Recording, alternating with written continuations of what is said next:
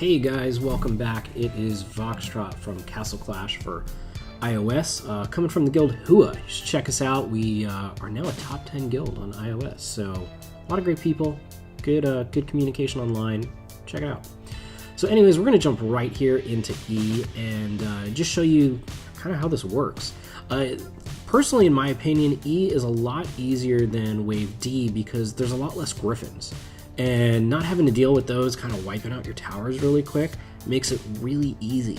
And considering you get more shards, more experience, all that jazz, it's totally worth doing if you've kind of got D, whether you're farming it or even just if it's giving you a little bit of trouble. I was farming E before I was farming D. So just something to consider and check out. Want to apologize real quick for you guys. Just sorry it took me so long to get this video out. Was having some trouble with my screen recording software and just kind of fell behind this week as I had to reinstall it several times before it works. But anyways, Wave 1, really simple. As you saw, everything just went around. Now, Wave 2 here, I think I might get everything down before they take out that tower, but really simple. The double diamond is beautiful because all the monsters are either going to go after those gold vaults or after the towers themselves, and your heroes are just going to smash everything. And I'll show you in a minute how I set up the bombs inside the base, but that does really make a difference. And I still do it even though I've got everything on farm. It makes it nice and easy. So unfortunately I lost my tower here on E4, but I got a good spawn here at the top, and they're going to go after that gold vault. So they're going to go all the way through the base, take down the vault, then probably switch to one of the towers first, and by that time it's too late. I've already destroyed everything. So really easy win, pretty good experience, 30 shards. It's great to have on lockdown and do this 8 times a day. So real quick, I want to show you how I place the bombs. I might have done this in a previous video, but just in case, I like to put the little bombs kind of on the inside and outside, and I put the hero bombs deeper in the base. That way chances are they'll stick around a little bit later into the later waves and go from there. Alright, so I'm going to show you guys another pretty easy win here, and then I want to show you a couple of failed attempts on E and show you how things can go wrong. Right now I'm looking back at this video and I am using some garrisons.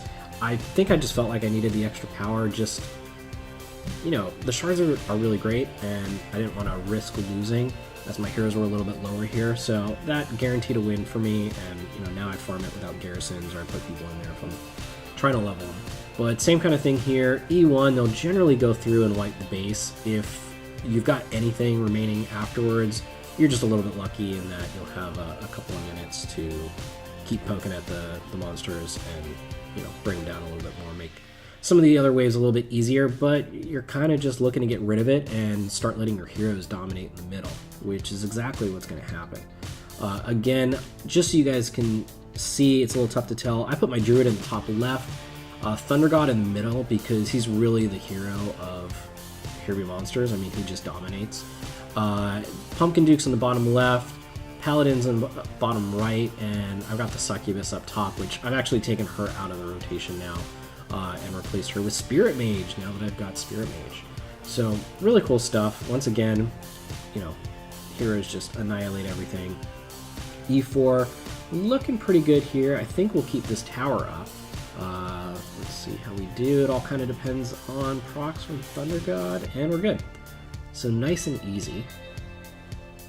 And now these hard side spawns are the only time that you can get in trouble because occasionally they will go after your heroes before the towers. I got lucky there and it still went after the tower, but just something to be aware of.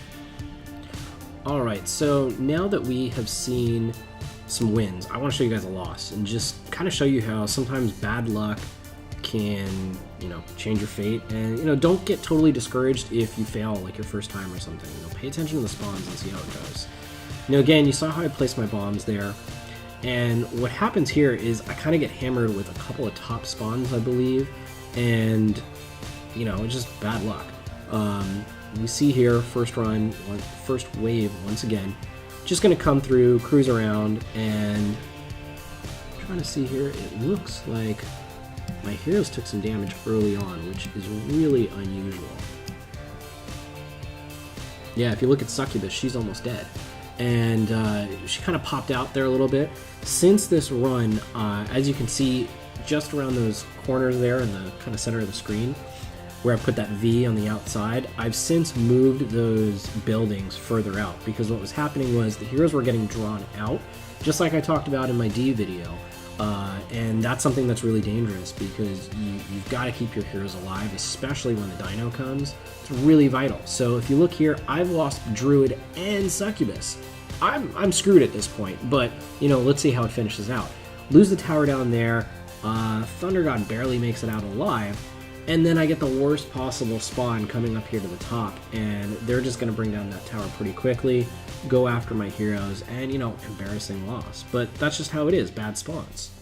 Alright, so now that you guys have learned from my mistakes, I'm going to show you a couple of different things here on a successful run. Now, as you can see, my team has changed. I've got Spirit Mage, unfortunately not against talent, but right now I'm leveling up, and as you can see there, I'm garrisoning my champion in that top left tower just to level him up. Right now I'm trying to have longer times on the boss runs, and so Spirit Mage and champion are getting power level a little bit. This is going to be super quick because I've shown you guys this a couple times and I don't want to bore you to death, but as you can see, the technical difficulties from last week, my heroes are way higher in level now, and this is just super easy. Couple minor changes with the base. I think I spread things out a little bit more just to prevent the heroes from popping out, but this is super easy. F is a totally different story. I beat F last night for the first time with a different base setup, but then I failed the next two times. I felt the design was very reliant on spawn locations, and you know what, 30 shards versus 35, for me, I'd rather stick with the 30 for now until I probably have 5 heroes leveled up to 100 and can do this much more successfully. I just don't like wasting the 8 times a day we get to do this, and losing XP and all that good stuff. So really simple here. Once you guys get around to this level range, like, this should be a walk in the park. Again, I don't use troops or anything like that. Horrible experience this run, but that's how it goes. So anyways, thanks for tuning in. Check out Hooah Guild for iOS. I will post a link to our forum recruitment thread, and get in touch with me or Sir Bob White on Line Messenger, and we'll see about getting you in if you meet the requirements. Thanks so much, guys. Have a great day.